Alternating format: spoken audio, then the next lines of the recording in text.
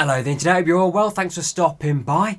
Today I'm looking at a recurring question in the sim racing community. Is an expensive sim racing wheel actually quicker than a cheaper one? Does splurging on high-end gear take seconds off your lap time, or is skill still the ultimate decider?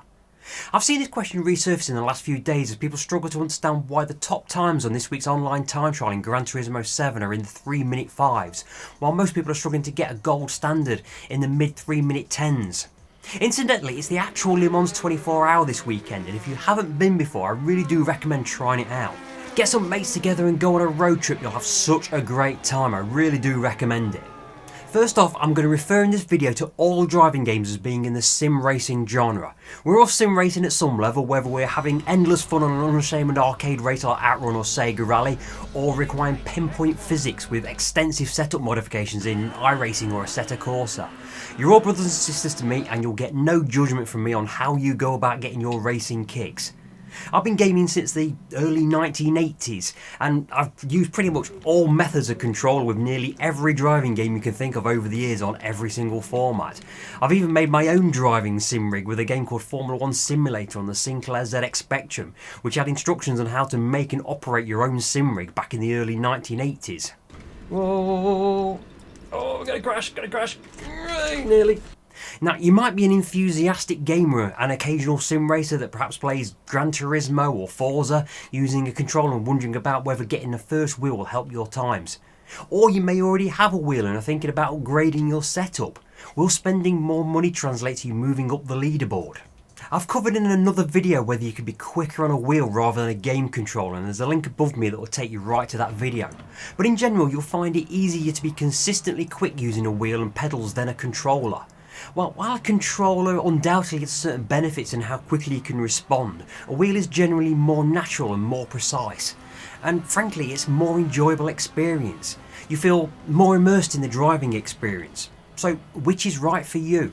Let's start with the fundamentals. Sim racing wheels come in all shapes and sizes and price points, but their job is primarily the same: to deliver realistic steering feedback and precise control.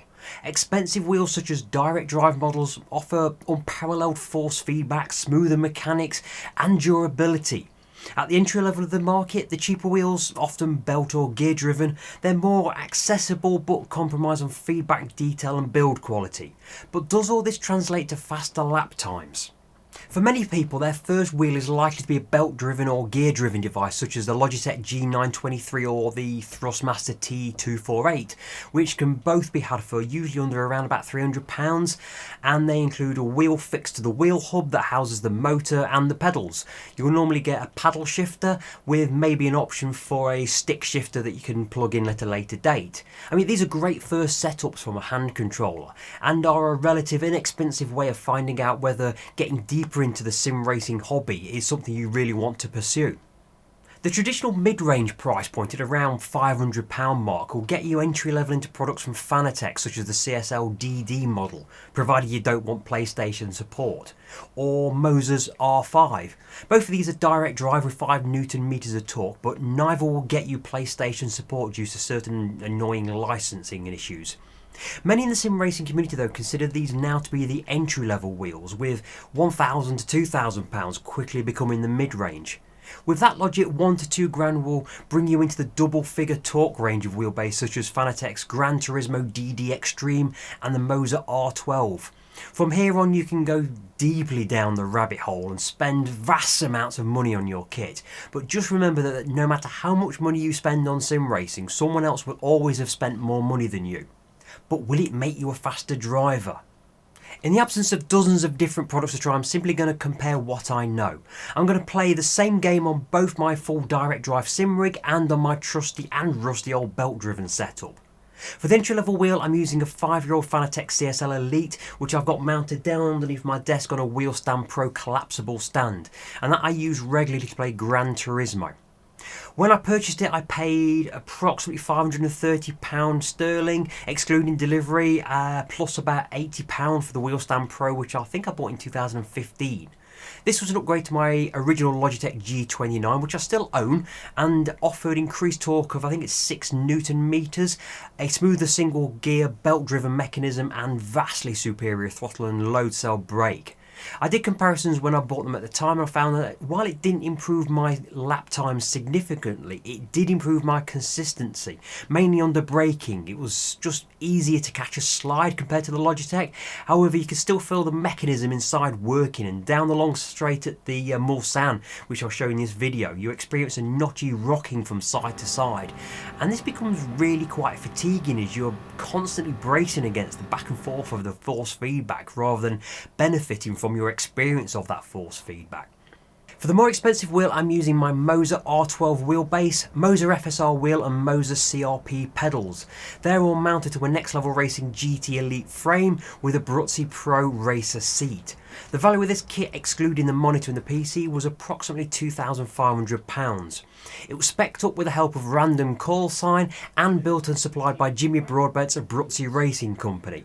If you're interested in upgrading your gear, I highly recommend getting in touch with Abruzzi.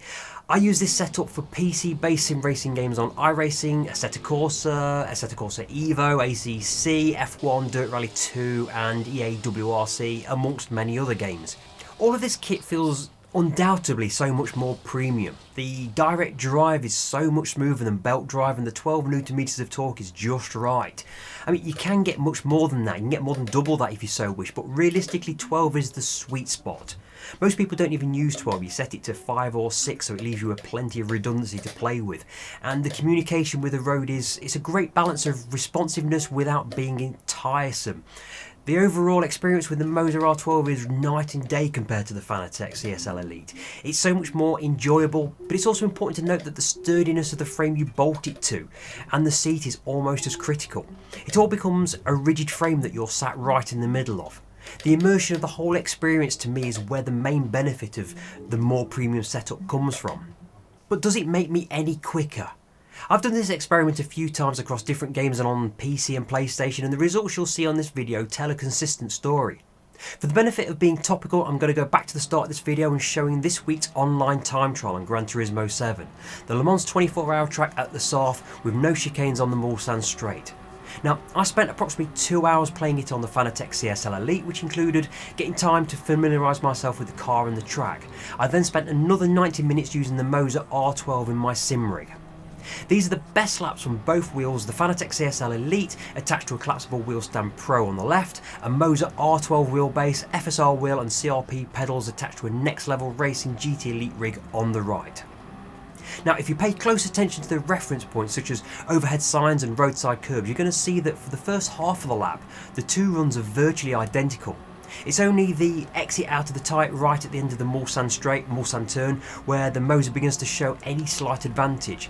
And I believe that as much as anything, that the two being so close in the early part of the lap will be down to my own familiarisation of that part of the track as I played it over and over again, resetting it if I got wrong. I'd had far more attempts to get used to the maximising my own performance and that of the wheel in the early part than I did in the latter stages of the lap. As we head into the last half of the lap, you can see only a very slight gain in the favour of the Moza. We need to acknowledge that although it's a long track, there are actually only a very few real corners to make the difference in lap time. Gradually though, very marginally, the gap widens through the latter sections of the lap where I've not had quite so much practice. Across the line there's half a second difference between these two runs, so really not much. So clearly the more expensive sim wheel is quicker, but is it as clear cut as that? Well, let's define quicker. Are we talking about outright lap time, consistency, comfort over long races? While lap times are the most obvious metric, consistency and fatigue reduction can't be ignored in competitive scenarios. Over the time playing each of these two wheels, I felt significantly less fatigued using the Moza despite the stronger feedback.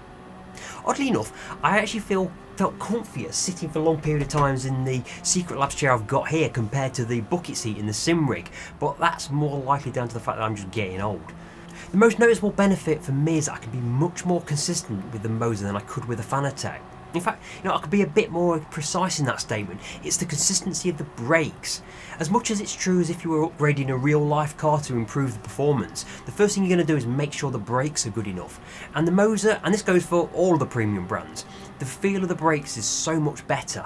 It feels positive, reliable, you become confident in relying on it with cheaper alternatives, and this goes for the Fanatec CSL. I mean, the Elite brakes, the pedals on that, they are regarded highly, but they still feel like the weak point. They feel like I'm getting brake fade over long distances. I lose confidence in the stopping power of the brakes and end up braking earlier to make sure I'm going to slow down in time. So, is an expensive sim wheel quicker? The simple answer is yes, but with some caveats.